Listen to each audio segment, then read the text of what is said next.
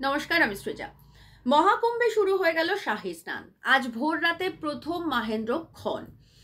যদিও এরপরেও একাধিক মাহেন্দ্রক্ষণ রয়েছে শাহী স্নানের, কিন্তু মনে করা হয় যে প্রথম যে মাহেন্দ্রক্ষণ সেটাতে স্নান করলে নাকি সব থেকে বেশি পুণ্য অর্জন করা যায়। আর এই পুণ্য অর্জন করার মোহ নিয়ে গোটা পৃথিবী থেকে কোটি কোটি মানুষ এই মুহূর্তে ভিড় জমিয়েছেন পূর্ণ কুম্ভে, যার জন্য অপেক্ষা করে থাকেন তারা 12 বছর।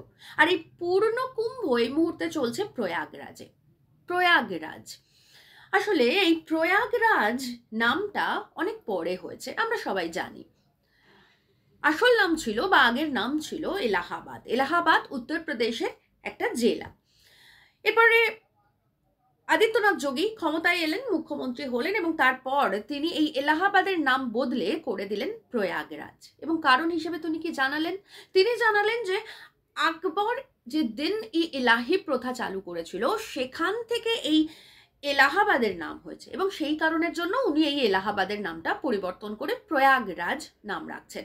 কিন্তু সত্যি ঘটনা এটা নয়। আসলে আকবরের প্রবর্তিত দিন ই ইলাহির থেকে এলাহাবাদ নাম হয়নি। এলাহাবাদ নাম হয়েছে মনুর কন্যা ইলার নাম থেকে। সেই মনু, যে মনুকে আরএসএস বা বিজেপি সব থেকে বড় আরাধ্য দেবতা মনে করে এবং যার প্রবর্তিত রীতিনীতিকে তারা সংবিধানেরও ওপরে রাখতে চায়, মনুবাদকে তারা সংবিধানেরও ওপরে রাখতে চায়।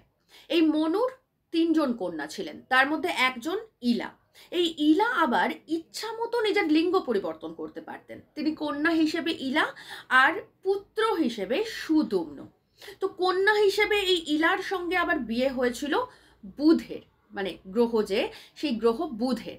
যাই হোক, সেটা অন্য প্রসঙ্গ। পুরাণ মতে এই সমস্ত তথ্য পাওয়া যাচ্ছে। কিন্তু প্রশ্ন হচ্ছে যে যোগী আদিত্যনাথ তিনি যখন বললেন যে আকবরের দিন ই ইলাহের জন্য এর নাম হয়েছে এলাহাবাদ, সেই কারণের জন্য উনি পরিবর্তন করছেন এর নাম, তিনি কি তখন জানতেন না যে আসলে এলাহাবাদ নামটা আকবরের দিন ই ইলাহির জন্য হয়নি? আর মনুর কন্যার নামে যখন এলাহাবাদ, তখন কেন নাম পরিবর্তন করতে হবে? কারণ মনু তো ওনাদের আরাধ্য দেবতা, সব থেকে বড় আরাধ্য দেবতা। কি কারণ তাহলে এর পিছনে? আসলে কারণ কিছুই নয়। উনি এই যে স্টোরিটা দিলেন, গল্পটা দিলেন যে আকবরের প্রবর্তিত দিনহি ইলাহির নাম উনি পরিবর্তন করে দিচ্ছেন, অর্থাৎ মুসলিমদের দেওয়া একটা নাম উনি পরিবর্তন করে দিয়ে একেবারে হিন্দুত্বের পরাকাষ্ঠা হিসেবে প্রয়াগরাজ নাম প্রতিষ্ঠা করছেন। এটাতে আসলে ওনার ভোট ব্যাংক খানিক বাড়লো, এর বেশি আর কিছুই না। এরকম গিমিক দেওয়ার জন্যই তো এই হিন্দু মুসলিম গেম খেলেই তো আসলে বিজেপি ক্ষমতায় বিভিন্ন রাজ্যে টিকে রয়েছে।